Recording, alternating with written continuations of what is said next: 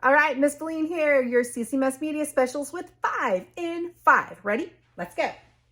First book, Love from A to Z.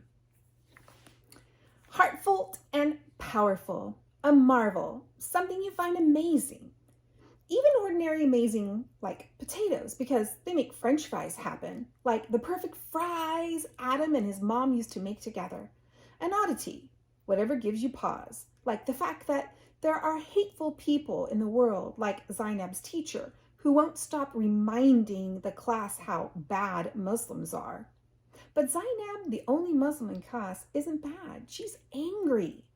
When she gets suspended for confronting her teacher and he begins investigating her activist friend, Zainab heads to her aunt's house in Doha, Qatar, for an early start to spring break.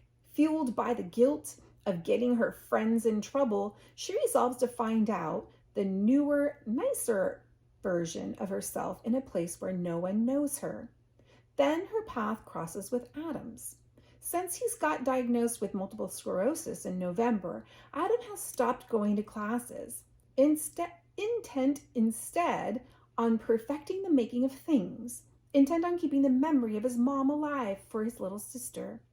Adam is also intent on keeping his diagnosis a secret from his grieving father.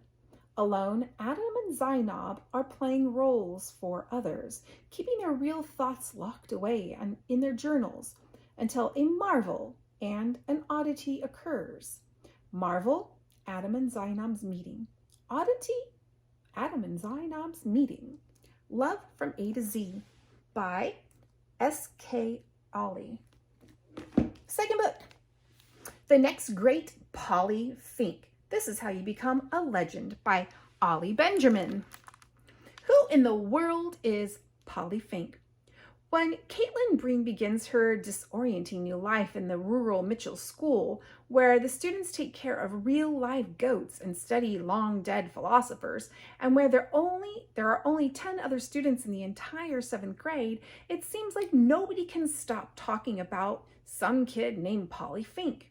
Depending on whom you ask, Paulie was either a hilarious class clown, a relentless troublemaker, a hapless klutz, or an evil genius. One thing's for sure though, the kid was totally legendary. Now he's disappeared and Caitlin finds herself leading a reality show style competition to find the school's next great Paulie Fink. With each challenge, Caitlin struggles to understand a person she never met, but it's what she discovers about herself the most surprises her. Told in multiple voices, interviews, and documents, this funny, thought-provoking novel from the best-selling author of The Things About Jellyfish is a memorable exploration of what makes a hero, and if anyone or anything is truly what it seems. Who in the world is Paulie Fink? The Next Great Paulie Fink by Ollie Benjamin. Our third book, Tumble and Blue by Cassie Beasley. Blue Montgomery is cursed to lose at everything. And to make matters worse, his dad abandoned him at his grandmother's house, which is full of madcap relatives and terrible fates, all fighting for one chance to have their curse lifted. Tumble Wilson is a hero in training. She lives by her idol Maximal Star's self-help book, How to Hero Every Day. But whenever she tries to save someone, she fails and fails spectacularly. When Tumble and Blue meet one fateful summer, they dare to ask a dangerous question. What if you can make your own destiny?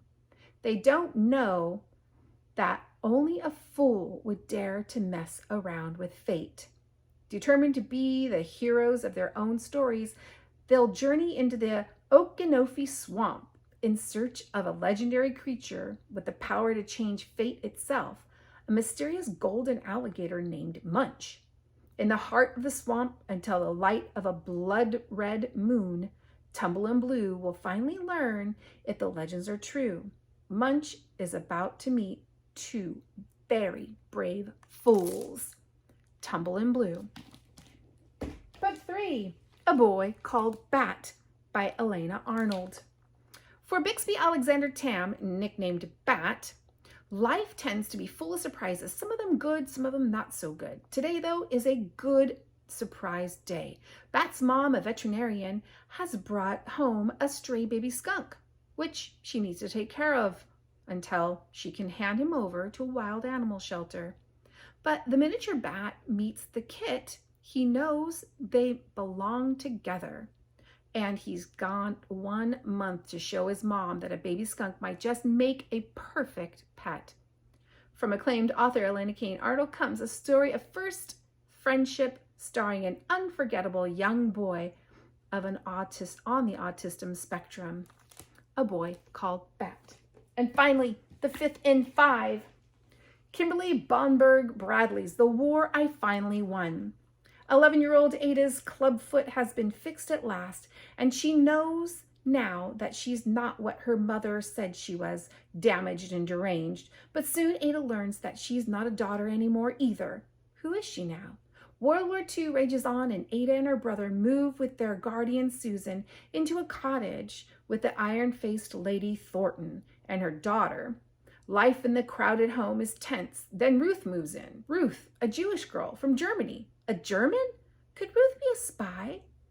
All the fallouts from war intensify as calamity creeps closer and life during wartime grows even more complicated. Will Ada decide to be?